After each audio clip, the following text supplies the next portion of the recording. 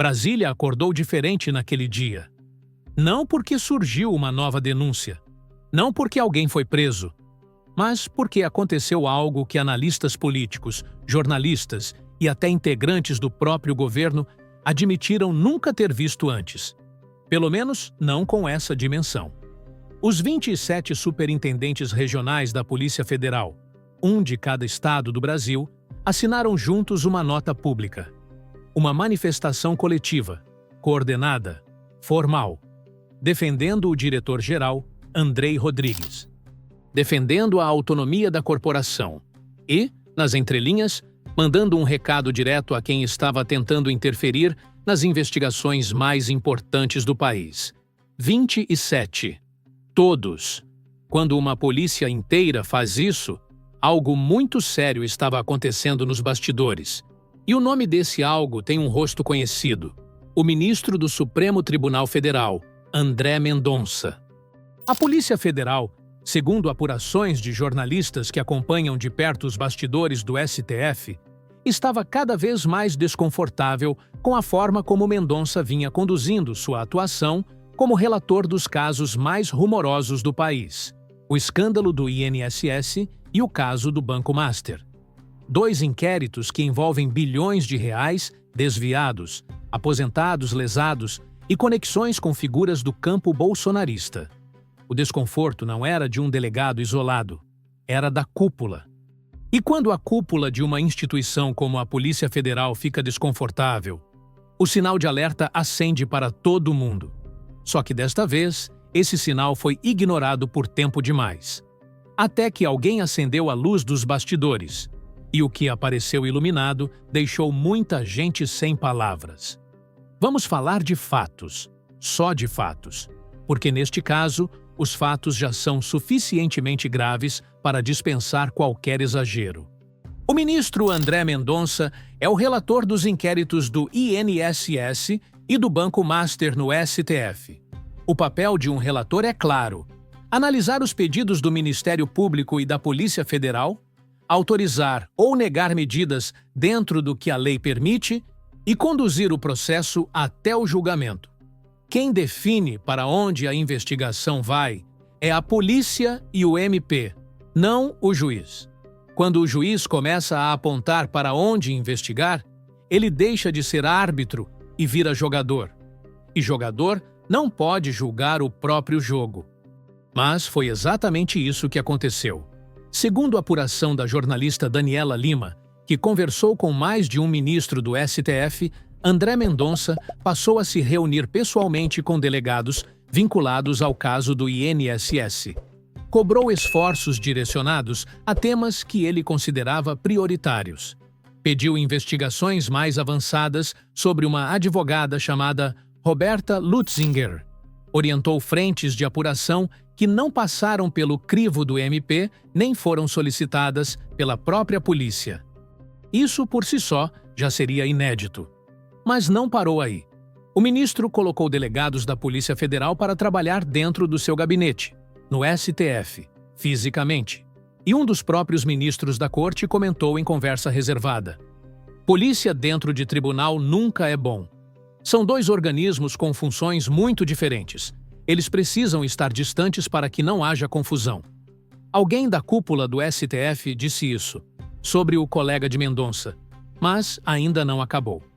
O ministro também determinou que dados apreendidos nas operações do INSS fossem repassados diretamente ao seu gabinete, sem criptografia, sem perícia prévia, sem análise técnica, sem relatório.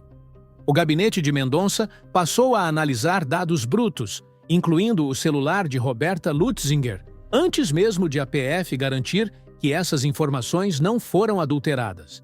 E para fechar o quadro, proibiu o diretor-geral da PF, Andrei Rodrigues, de remanejar qualquer pessoa da equipe de investigação. Não estamos falando de delegados. Estamos falando de analistas de dados, funcionários administrativos, pessoas que o diretor-geral tem o direito funcional de movimentar. Mendonça proibiu, por força de ordem judicial. Pense nisso por um segundo. Estamos falando de 2 dos maiores escândalos de desvio de recursos públicos dos últimos anos. O caso do INSS envolve fraudes bilionárias contra fundos públicos destinados a aposentados. O Banco Master concentra investigações sobre movimentações financeiras e possível lavagem de ativos com impacto direto no sistema financeiro nacional. E é exatamente nesses dois casos que um ministro do STF montou uma estrutura de controle que nenhum outro antes dele ousou montar. Nem Alexandre de Moraes, no auge do inquérito das fake news, chegou tão longe. Os próprios colegas de Mendonça estão preocupados. Mais de um ministro do STF observou que ele extrapolou em muito o que outros já foram duramente criticados por fazer. Então, por que a nota dos 27 superintendentes foi a gota d'água?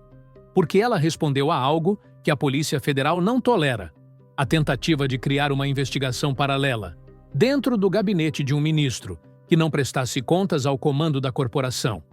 A PF entendeu o recado e respondeu. Uma coisa rápida antes de continuar. Enquanto você assiste a esse vídeo, tem pessoas que já estão com uma visão completa disso tudo. Cada escândalo, cada número, cada prova. Se você quer ter essa mesma vantagem, dá uma olhada no que eu deixei para você na descrição desse vídeo e também no primeiro comentário fixado. Agora sim, vamos em frente. Quando o documento foi divulgado, o país parou para ler. A nota assinada pelos 27 superintendentes regionais da Polícia Federal não citou o nome de André Mendonça em nenhum momento. Mas não precisava. Todo mundo sabia para quem o recado estava endereçado.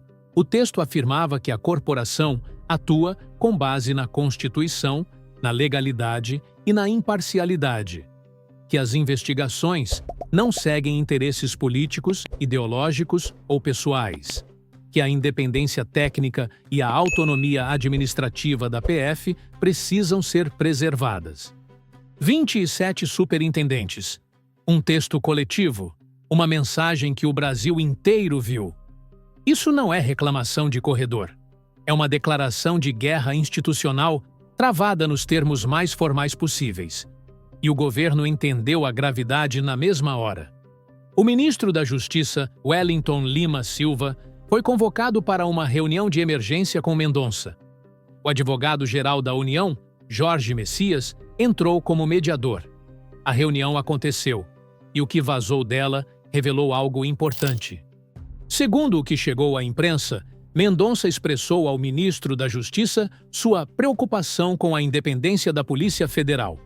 E o ministro Wellington teria concordado. Parece um desfecho diplomático, certo?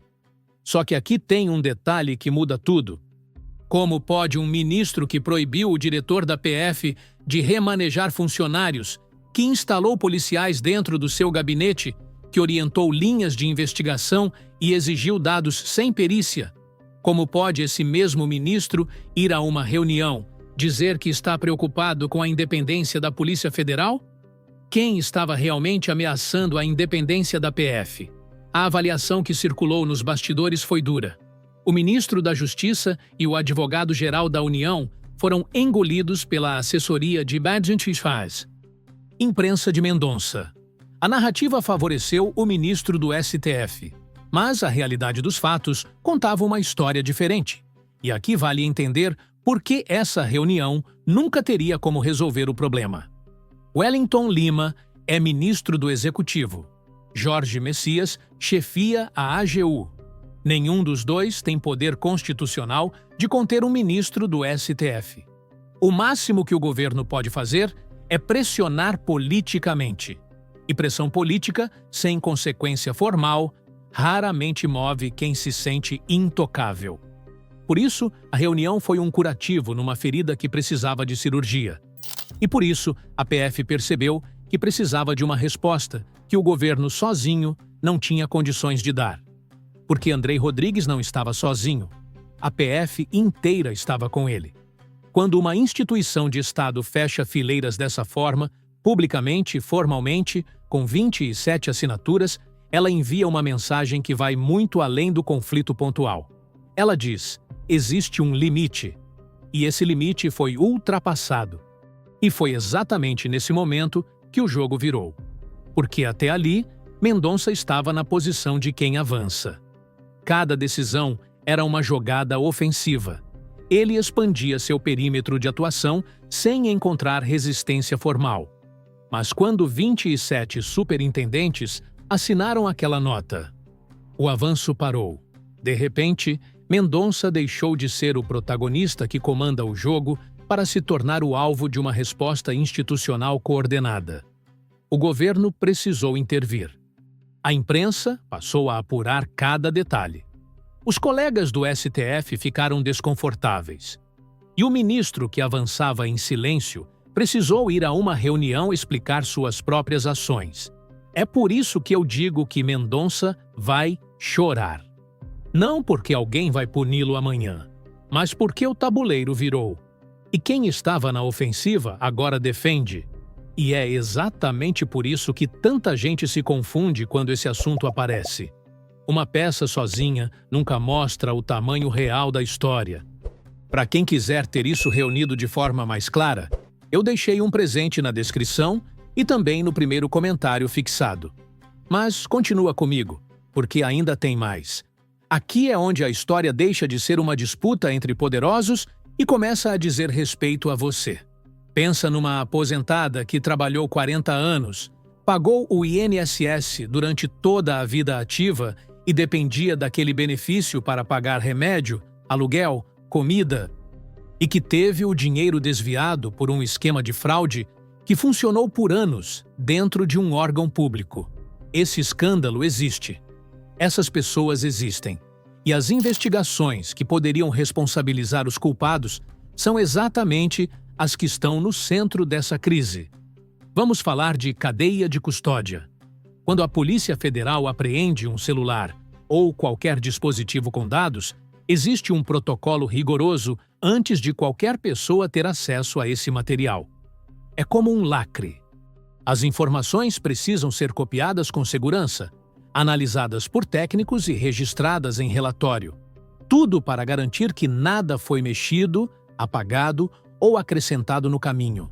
Sem esse processo, qualquer advogado de defesa pode chegar no julgamento e dizer que as provas foram adulteradas. E o juiz é obrigado a levar esse argumento a sério. André Mendonça determinou que dados do celular de Roberta Lutzinger fossem enviados diretamente ao seu gabinete, sem esse processo de segurança. Sem análise técnica prévia, sem relatório. O gabinete passou a trabalhar com esse material antes de a PF concluir o protocolo de transferência.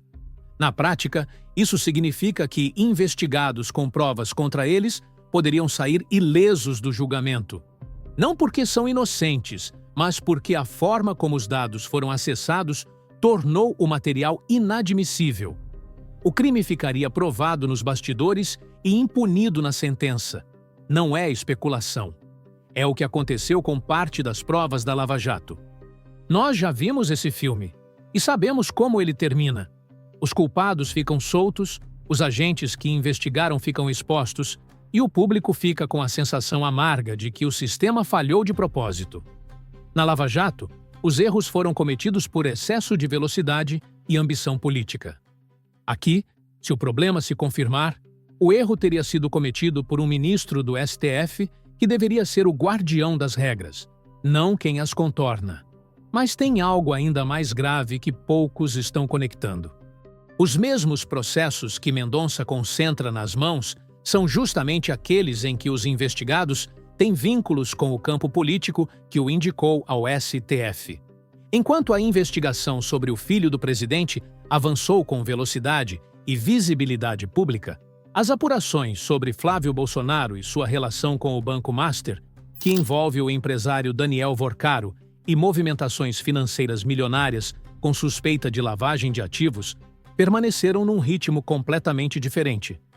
Sem quebra de sigilo, sem operações ostensivas, sem a mesma urgência.